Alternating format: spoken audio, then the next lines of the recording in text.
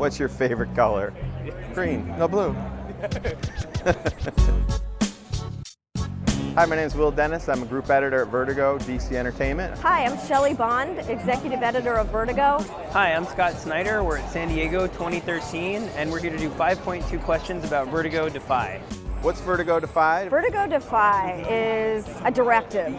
It says step up and take a stand and show us what you believe in. The great thing about Vertigo Defy, I think, is that it really sort of asks the creators not just to just sort of defy expectations in terms of what books they would bring, but to challenge themselves to bring the kind of books that they themselves, I think, deep down want to do, but might be afraid of doing. As the executive editor of Vertigo, I'm really not supposed to play favorites, but when you're also an editor, you can't help yourself.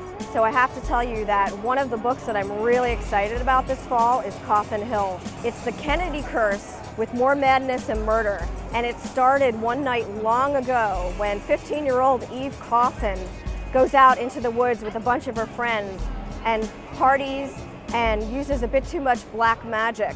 The next morning she wakes up naked, covered in blood. One of her friends is missing. One of her friends ends up in a mental ward, and her other friend knows the truth.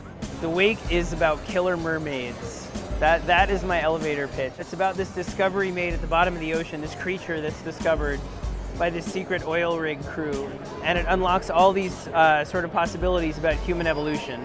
And it raises all these questions about where did we come from, who are we, and then it turns into this sort of extremely high octane, fast-paced horror thriller, Creature from the Black Lagoon extravaganza. The new books that I've got coming out in this year, the first one would be Hinterkind, which is sort of different for me. It's sort of an epic fantasy book.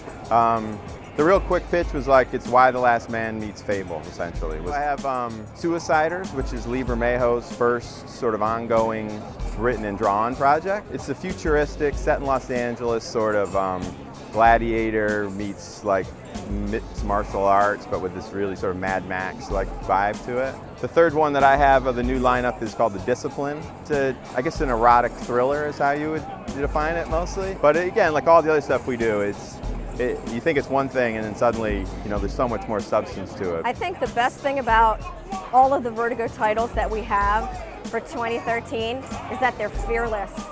These are writers and artists who are not afraid to go to the very edge and to push boundaries and step over the line when the story demands it. Hey, we got some great questions from Twitter. Thanks so much for sending these to us. And thank you for reading our comics. This question is a great one. Where did you get your inspiration for Travis Kidd? I got my inspiration for Travis Kidd from Elvis, 100%. I'm a huge Elvis fan.